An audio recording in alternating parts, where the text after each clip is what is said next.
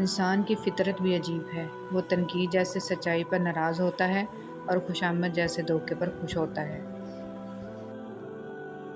فرمان مصطفیٰ صلی اللہ علیہ وسلم، اگر تم چاہتے ہو کہ تمہارا دل نرم ہو جائے اور تم اپنی مرادوں کو پا لو تو یتیموں پر رحم کیا کرو۔ اچھا ضرور بنے مگر ثابت کرنے کی کوئی ضرورت نہیں۔ جب تم نماز نہیں پڑھتے تو یہ مت سوچو کہ وقت نہیں ملا، بلکہ یہ سوچو کہ تم سے ایسی کون سی خطا ہوئی ہے کہ اللہ نے تمہیں اپنے سامنے کھڑا کرنا بھی پسند نہیں کیا۔ حضرت علی رضی اللہ تعالیٰ عنہ نے فرمایا، خاموشی اختیار کر لو مگر کسی سے شکوہ مت کرو، جب عزت نہ ملے تو کنارہ کرو۔ اور پتہ ہے محبت کیا ہے؟ جب انسان گہری نیند میں ہو اور اس کے کانوں میں اذان کی آواز آئے اور وہ اپنی نیند کو چھوڑ کر اللہ کے لیے نماز پڑھنے کھڑا ہو جائے، یہ ہے سچی محبت۔ آج اگر زندگی مشکل ہے تو کل کی آسانی کا وعدہ بھی اللہ نے کیا ہے۔ اللہ سے مانگو، خوب مانگو، اللہ تمہیں امید سے بڑھ کر دے گا۔ رشتوں اور تعلقات کی بقا کے لیے رابطے ضروری ہوتے ہیں۔ نظر انداز کرنے سے تو اپنے ہاتھ سے لگائے ہوئے درخت بھی سوکھ جاتے ہیں۔ قرآن پڑھتے ہوئے لگتا ہے جیسے اللہ دلاسا دے رہا ہو، میں ہوں نا تمہارے ساتھ۔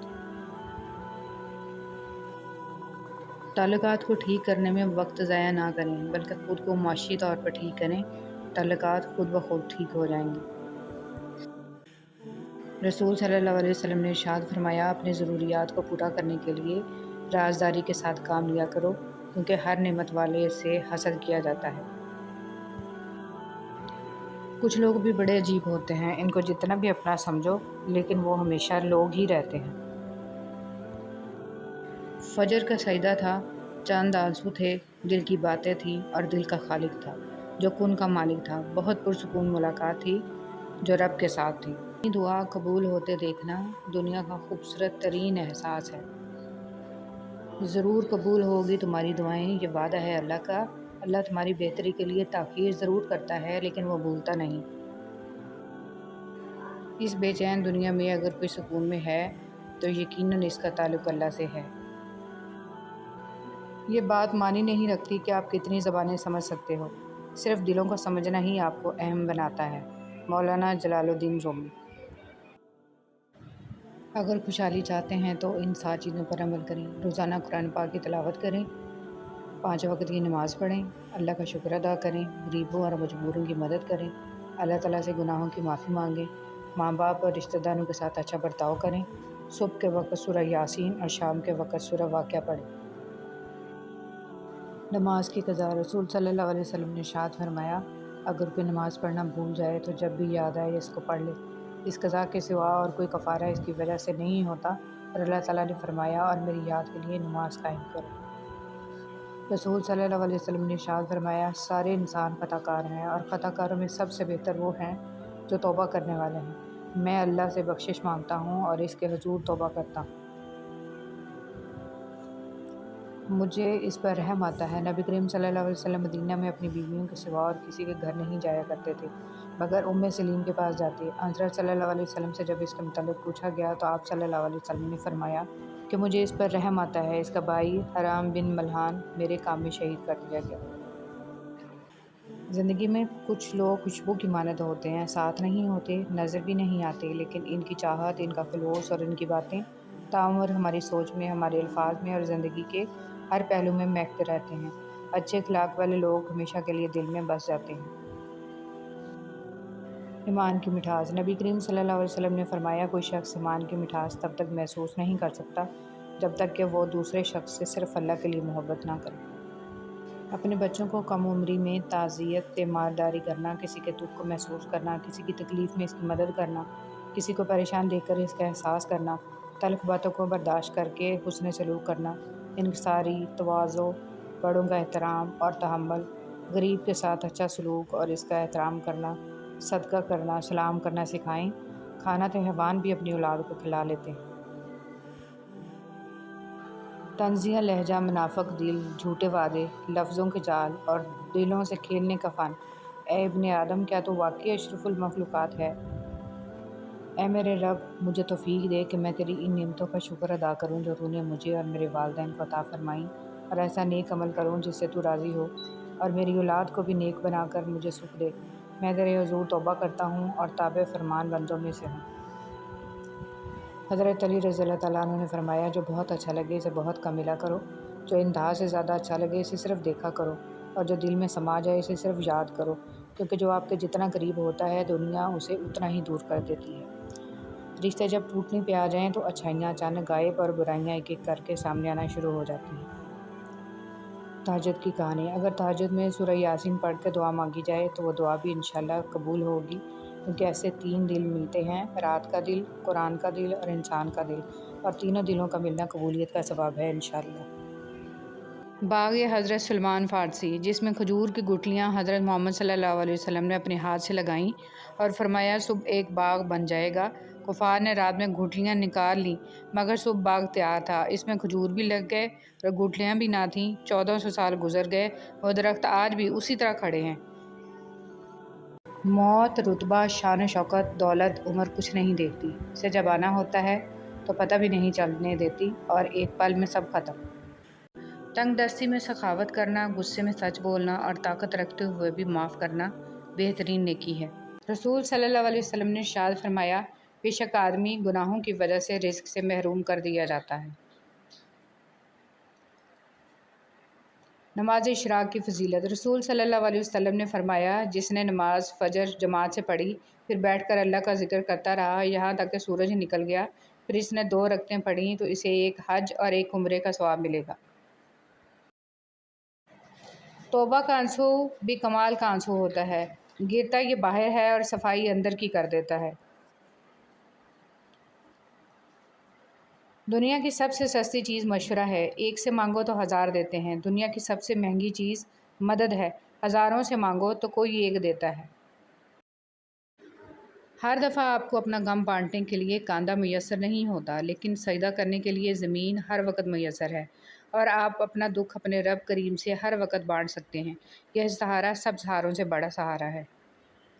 رسول صلی اللہ علیہ وسلم نے فرمایا، ایک شخص راستے پر چل رہا تھا کہ اس نے وہاں کانٹے دار ڈالی دیکھی، اس نے اسے اٹھا لیا تو اللہ تعالیٰ نے اس کا یہ عمل قبول کیا اور اس کی مغفرت کر دی۔ مخلص شخص کو ہمیشہ بیوقوف سمجھا جاتا ہے، حالانکہ ایسا نہیں ہوتا، وہ سب جانتا اور سمجھتا ہے، بس وہ اپنے صبر کی وجہ سے لوگوں کی گھٹیا حرکات کو نظر انداز کر دیتا ہے۔ مرد کا حیادار ہونا بھی اتنا ہی ضروری ہے جتنا عورت کا، کیونکہ حدیث مبارکہ ہے کہ قیامت تک آنے والے امت محمد صلی اللہ علیہ وسلم کے ہر فرد کے لیے ہے، چاہے وہ مرد ہو یا عورت، حیا ایمان کا حصہ ہے۔ صبر اور قدر ہر کسی کے بس کی بات نہیں ہوتی، یہ وہی بندہ کر سکتا ہے جو اعلیٰ ظرف ہوتا ہے۔ ہمیشہ جوڑنے کی کوشش کیجیے، توڑنے کی نہیں۔ دنیا میں سوئی بن کر رہیے، کینچی بن کر نہیں، کیونکہ سوئی 2 کو 1 کر دیتی ہے اور کینچی 1 کو 2 کر دیتی ہے۔ عمر رضی اللہ تعالیٰ عنہ نے نبی کریم صلی اللہ علیہ وسلم سے اپنی ایک نظر کے متعلق پوچھا جو انہوں نے زمانہ جاہلیت میں اعتکاف کی مانی تھی، اور حضرت صلی اللہ علیہ وسلم نے انہیں اسے پوری کرنے کا حکم دیا۔ پرندے جب کھاتے ہیں ان کا سر جھک جاتا ہے، اور جب پانی پیتے ہیں تو ان کی نگاہ آسمان پر اٹھ جاتی ہے۔ یہ عاجزی اور شکر گزاری کی خوبصورت مثال ہے۔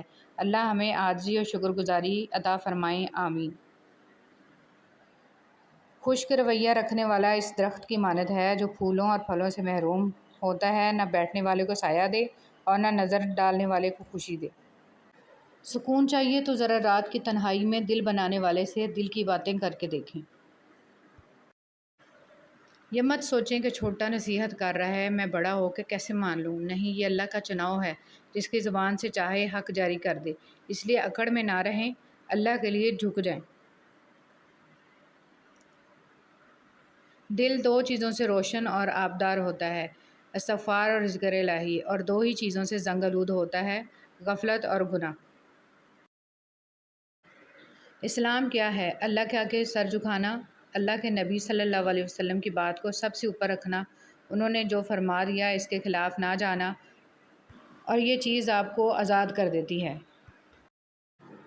جب انسان خود غرض ہو جائے تو وہ دوسروں سے راستہ چھین کر اسے اپنے لیے آخری راستہ بنا لیتا ہے۔ نیکی کی طرف رہنمائی کا ثواب۔ رسول صلی اللہ علیہ وسلم نے ارشاد فرمایا، جس نے کسی بھلائی کی طرف کسی کی رہنمائی کی تو اس کو اتنا ہی ثواب ملے گا جتنا اس کام کرنے والے کو ملے گا۔ تسبیحات کو انگلیوں پر گنا کرو۔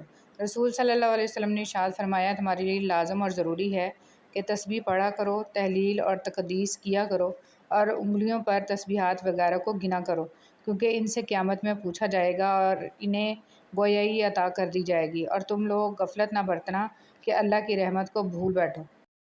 تنہا ہونا یہ نہیں ہوتا کہ آپ کے پاس کوئی نہیں ہے، تنہا ہونا دراصل یہ ہوتا ہے کہ سب آپ کے پاس ہیں لیکن آپ کا کوئی نہیں ہے۔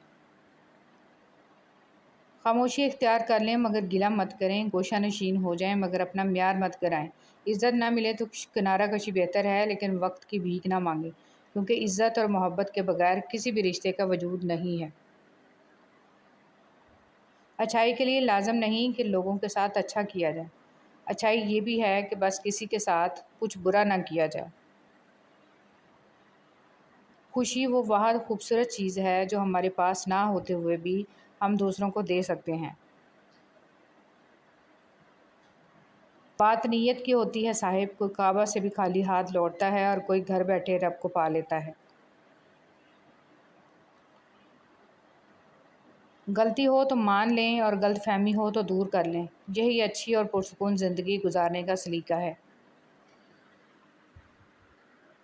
نیک عمل پر ہمیشگی کرنا اور درمیانی چال چلنا۔ نبی کریم صلی اللہ علیہ وسلم سے پوچھا گیا، کون سا عمل اللہ کے نزدیک زیادہ پسندیدہ ہے؟ رسول صلی اللہ علیہ وسلم نے ارشاد فرمایا کہ جس پر ہمیشگی کی جائے خواہ وہ تھوڑا ہی ہو، اور فرمایا نیک کام کرنے میں اتنی ہی تکلیف اٹھاؤ جتنی طاقت ہے۔ رسول صلی اللہ علیہ وسلم نے فرمایا، روزہ دوزخ سے بچنے کے لیے ایک ڈھال ہے، اس لیے روزہ دار نہ فحش باتیں کرے نہ جہالت کی باتیں، اور اگر کوئی شخص اس سے لڑے یا اسے گالی دے تو اس کا جواب صرف یہ ہونا چاہیے کہ میں روزہ دار ہوں، یہ الفاظ 2 مرتبہ کہہ دے۔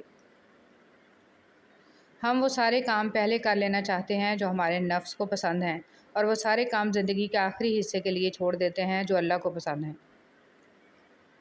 بہت صدقہ کیا کریں۔ رسول صلی اللہ علیہ وسلم نے ارشاد فرمایا، جب بھی کوئی آدمی صدقہ کرتا ہے تو وہ 70 شیطانوں کے جبڑے توڑتا ہے۔ اسلامی اخوت اور بھائی چارہ۔ ارشاد باری تعالیٰ ہے، ایمان والے آپس میں بھائی بھائی ہیں۔ رسول صلی اللہ علیہ وسلم کے ارشاد مبارک میں ہے، سب اللہ کے بندے آپس میں بھائی بھائی بن کر رہو۔ وقت وہ قیمتی چیز ہے جس کی حفاظت کا تمہیں ذمہ دار بنایا گیا، لیکن میں دیکھ رہا ہوں کہ یہی چیز تمہارے ہاتھوں بے خوف و دڑک ضائع ہو رہی ہے۔ ام المومنین حضرت عائشہ رضی اللہ تعالیٰ عنہا کہتی ہیں، رسول صلی اللہ علیہ وسلم تمہاری طرح جلدی جلدی نہیں بولتے تھے، بلکہ آپ صلی اللہ علیہ وسلم ایسی گفتگو کرتے جس میں ٹھہراؤ ہوتا تھا، جو آپ صلی اللہ علیہ وسلم کے پاس بیٹھا ہوتا وہ اسے یاد کر لیتا۔